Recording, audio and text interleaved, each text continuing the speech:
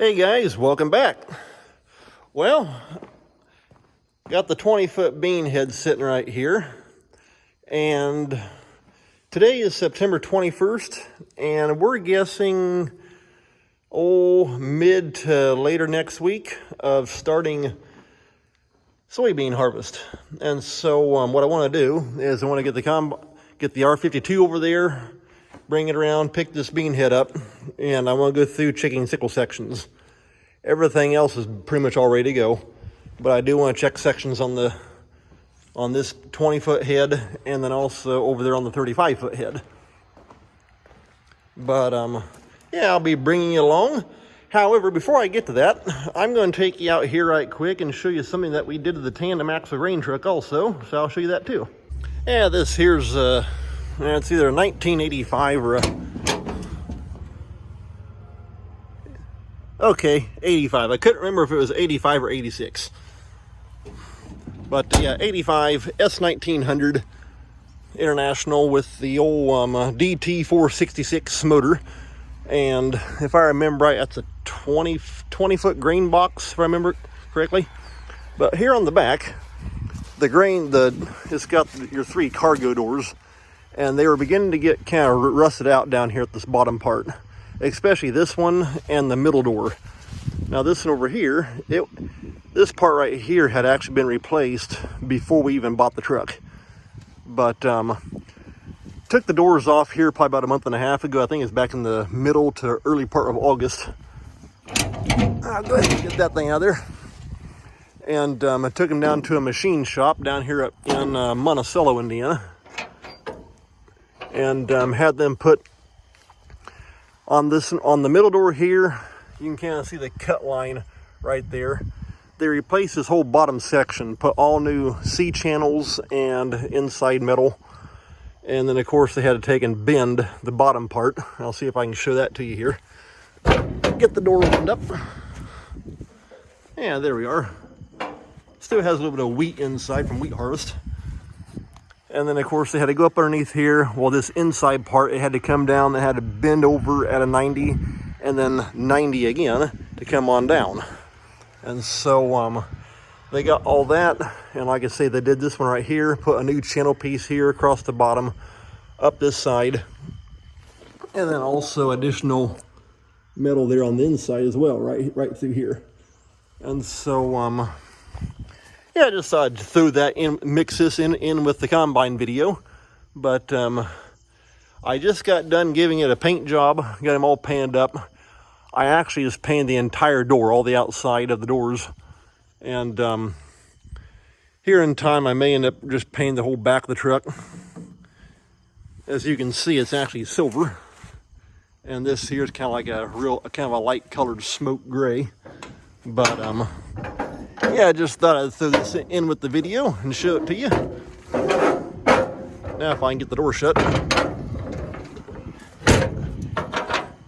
It's a good old truck though. It'll carry, depending on test weight, but if you heap it up good and high with good heavy test weight corn, you can pack close to 700 bushel on the thing.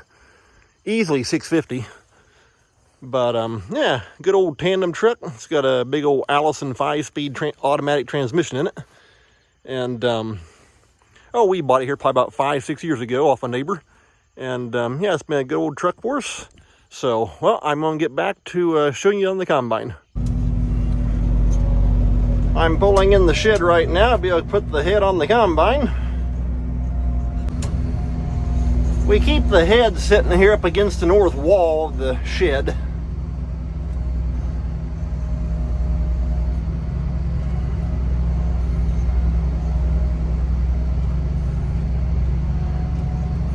Get the throat lined up, pull in, scoop it up, and that should have it.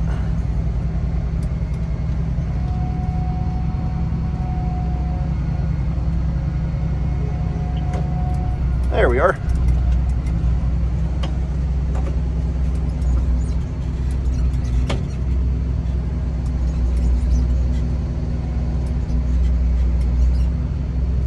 All right, that's got it. Oh, I do see one thing I got to get out of the head. Well, besides the noses, I always take the snouts off and put them up here in the head. That way it makes it shorter.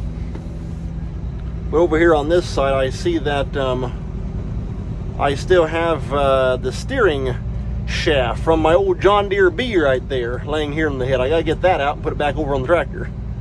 And so I was hoping to get that John Deere B going before fall harvest time, but it don't exactly look too likely. I'm pretty much down to just needing to put all the new wiring and the alternator on, and along with spark plugs and wires, that kind of thing. But I had so many things going on this summer, it don't exactly look too likely that I'm going to be able to get it going before fall. We'll have to wait and see about that. But I'll get wiggled out of here and show you here on the sickle.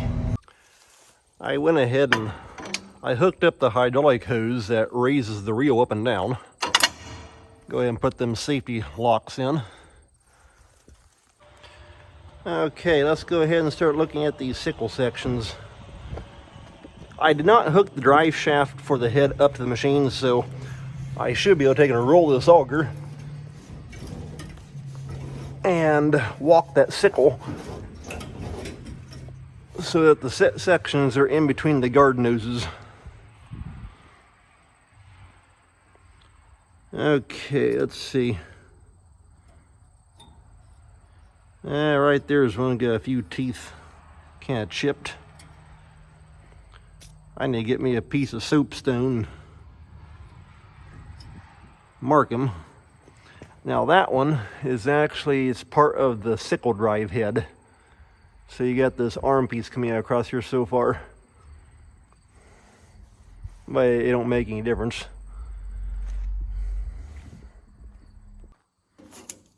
Right here's one of the front edge knocked off of him. Go ahead and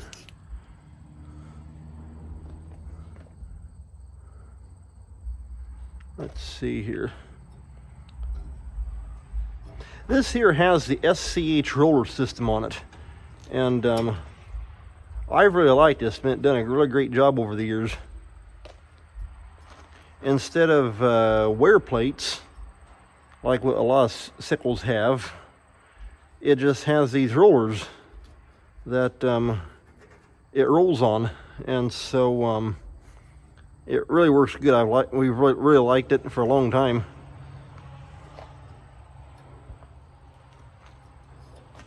Yep, right there's one. Got a notch out of him.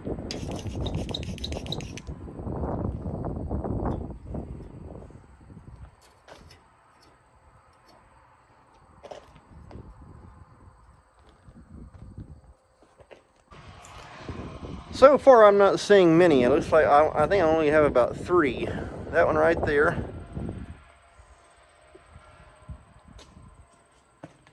If I can find it. It's on down this way. There was that one. Oh, this one right here. That white soapstone is kind of hard to see. Okay, yeah, I got 3 that I need to replace. Other than that, though, not too bad at all. And these here are also the SCH, oh, they call them, right there it is, Pro Cut. And I run the SCH sections on this head, and also actually on the 35-foot bean head, I run the Tiger Shark by Herschel. And in fact, right there's a roller. He finally went out. Need to put a new roller on that one. But those Tiger Sharks, I think these here, they have like 6 or 7 teeth per inch. Might be about 7. And the Tiger Shark has a 3 or 4 teeth per inch. They're a whole lot bigger. And I really like the Tiger Sharks. But these here do a good job also. So, well, I'm going to grab my wrenches and my cordless impact and go ahead and get these changed. I'll go ahead and check some of these rollers going across here. But like I say, this SCH roller system has really been good. In fact, not very often do I replace these. But we actually got this bean head here in 2010. No, take that back. 2011. When we bought a second R52 as a 1996. And when we sold that R52, I kept this head from it. And we had another 20-foot head that had actually come with this machine. This here's I showed you before. This here is the 1993 R52. And the head that had come with this machine was the one that I sold with that 1996. Back in 2019, I think it was. But yeah, like I say, this head here we got back in 2011 when we bought that 96 R52. So, and then when we bought it is when I converted it over to this SCH roller setup. All right, I'm gonna grab my wrenches and impact, and let's get started changing some sections out. Got my impact, so I'm just gonna start down here at this end.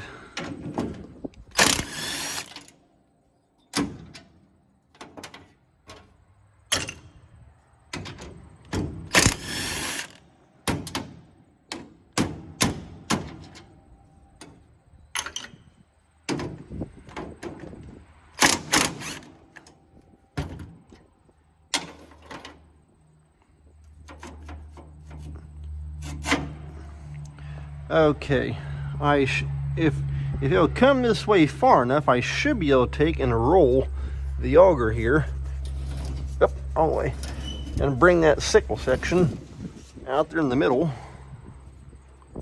Oh, it's wanting to hit right there. I may have to take and pop that guard off, or I might be able to take and roll it back that way. Yeah, there we go. That gets it back out here in the open, and then I can just leave the guard sit right where it's at.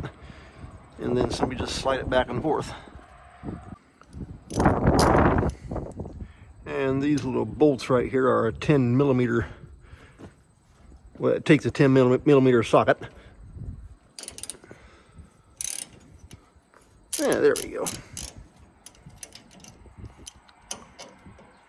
Especially on these little bolts, I always try and use a 6-point socket. That way it grips good and tight.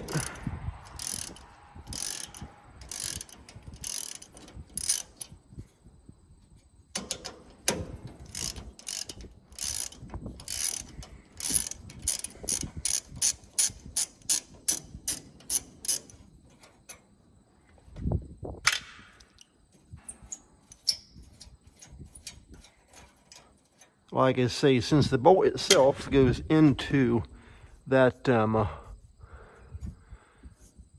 part of that drive head arm right there,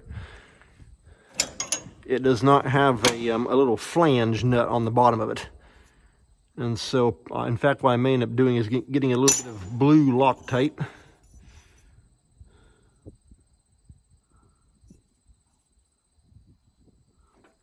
And let's see here.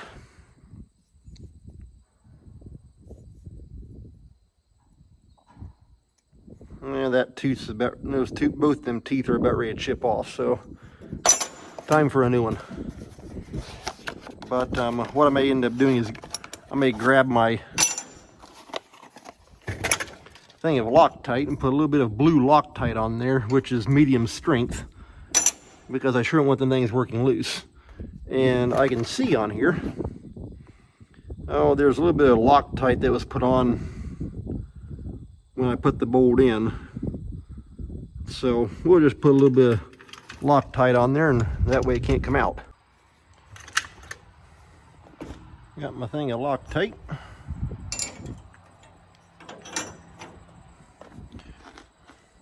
Don't need much, just a little bit right there on the end. And then plug him in, tighten him up. And the same way with this one.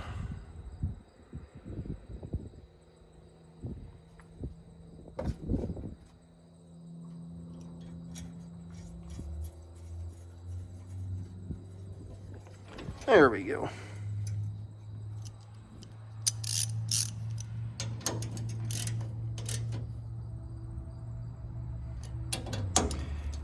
Just gotta watch, you tighten them, you pull them things down too tight, you end up breaking the bolt head off. Just down good and snug, and with that Loctite in there, they're not gonna come loose. So, get the guard slid back over.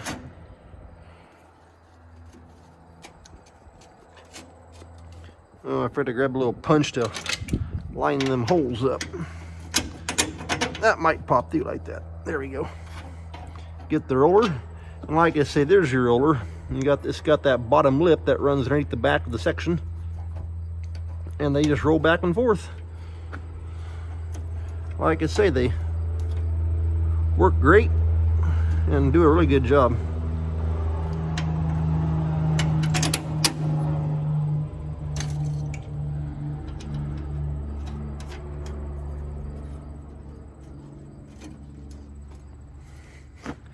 And that carriage bolt, there we go. The shoulders on the bottom were not wanting to line up correctly.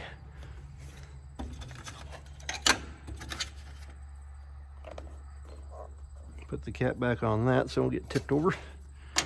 And that bolt pops through.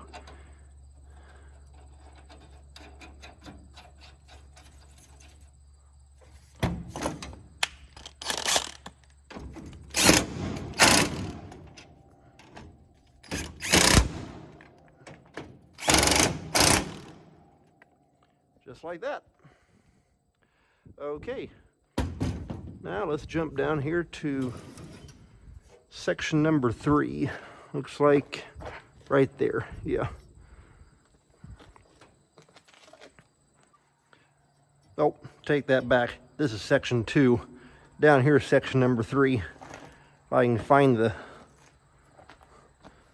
soapstone mark somewhere. Right there.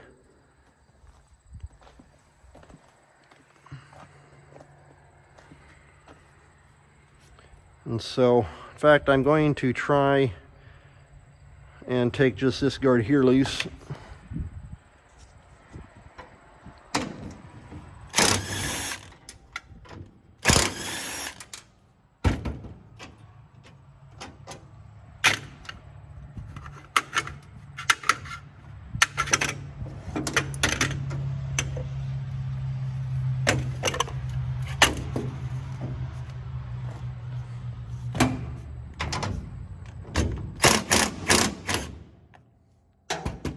Okay, that loosens up the roller.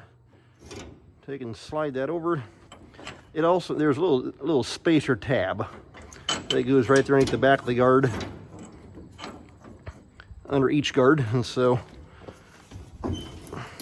okay, let's get the section out there where we can work on it.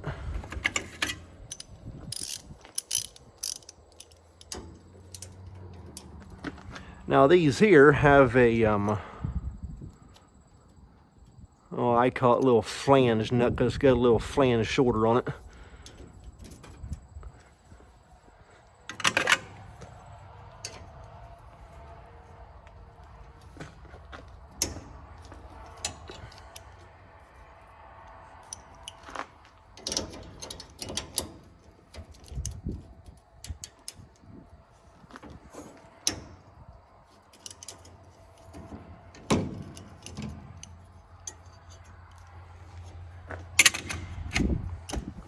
In fact, I should have grabbed a short extension.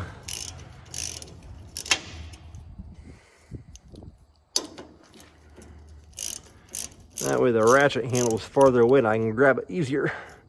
Okay, that's got them spun out there.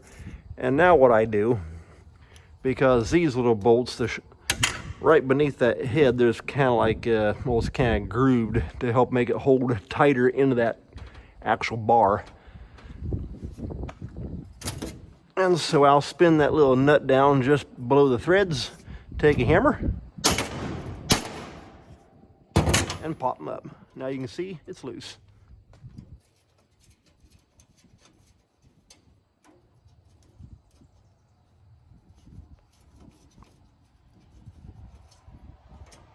And just like that. Okay, yeah, right there's a little bolt. You can see it's kind of grooved right there. It just helps to hold tighter into that bar. Now, usually if I had to replace a whole bunch of sections, I'll just toss a 5-gallon bucket up here and just keep tossing them all into it. But since I don't have very many put in, that little magnetic tray worked just fine.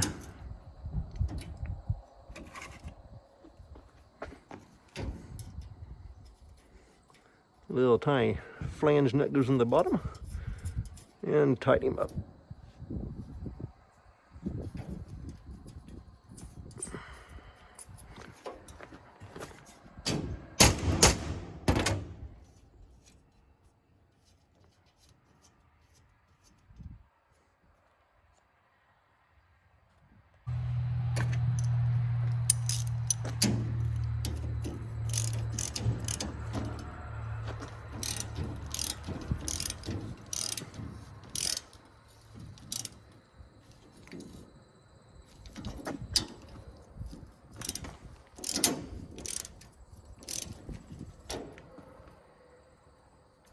Okay, that's got that and tightened down.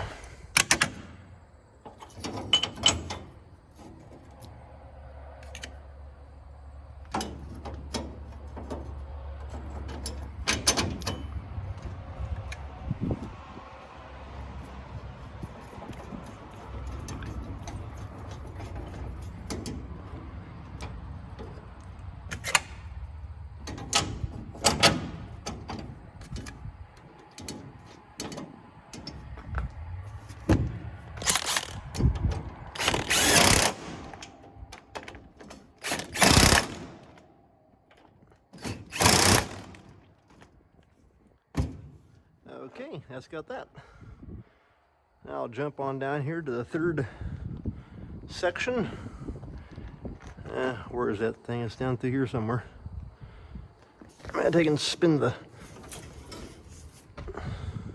There we go, that one. And then right here, I've got to get another roller. I'm pretty sure I have some of them on hand.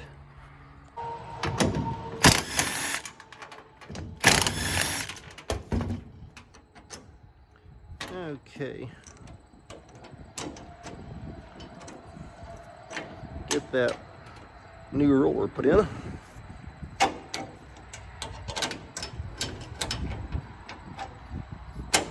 There we are.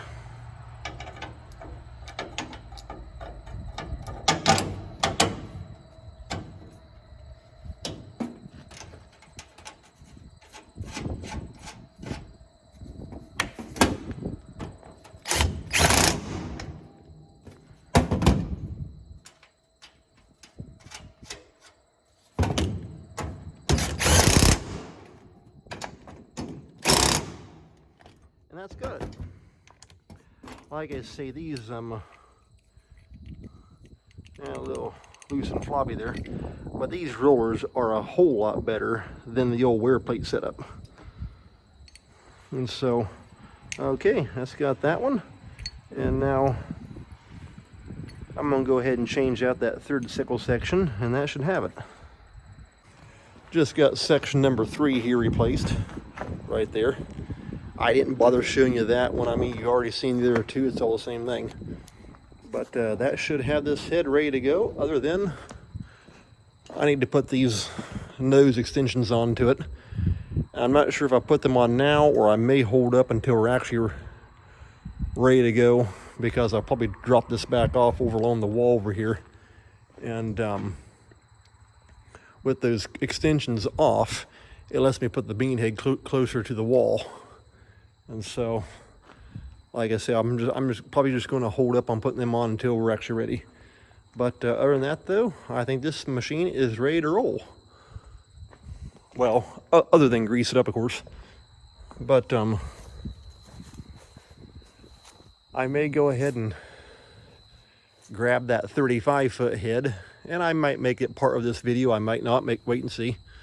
So, but yeah, this is just doing some little bit of sickle cutter bar work on the R52.